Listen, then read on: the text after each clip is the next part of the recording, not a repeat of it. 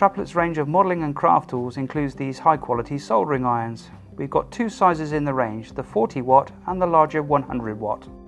We can see that the tip is replaceable. This end section can be taken out and is held in with a Phillips head screw, so you can put in various different sorts of head to suit the job you're doing. We're going to have a quick demonstration of one of the most popular jobs we do in RC modelling, and that's replacing a connector on a battery or a speed controller. So as a quick demo of how to use these soldering irons, we're going to add a piece of wire into an EC5 battery connector. Again, one of the most popular things we do.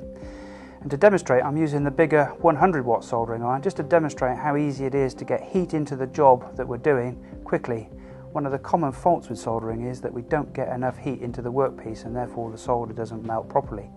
So in this case, 100 watt soldering iron, I'm just holding the blade on the edge of the workpiece where the wire is going to solder into.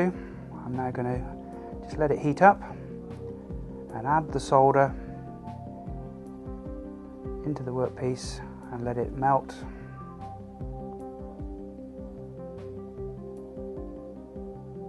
There we go. You can see how quickly the bigger iron has heated that up. So I've now got a body of solder within the connector ready to add the wire. So we now have our flux and solder in the connector ready. We now need to tin the wire that we're going to attach to the connector.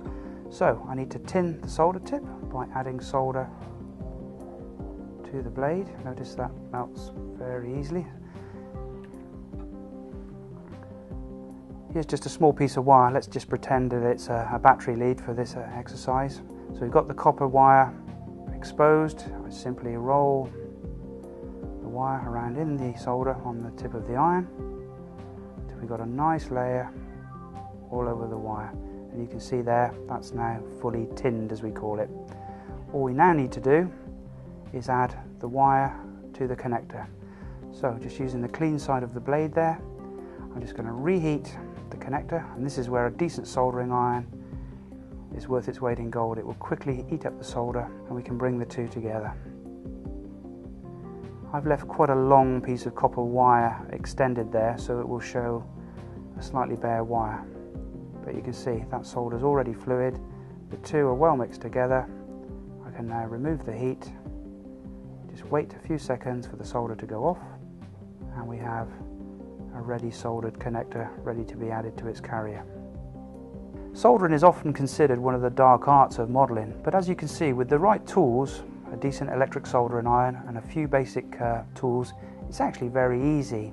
One of the other basic tips when soldering is to keep everything in pristine, clean condition. Always keep the nib of the soldering iron cleaned in either a wet sponge or damp cloth so that it's shiny, not covered in old solder. And make sure the workpiece is also shiny clean, no grease, grit or dirt on the workpiece about to be soldered.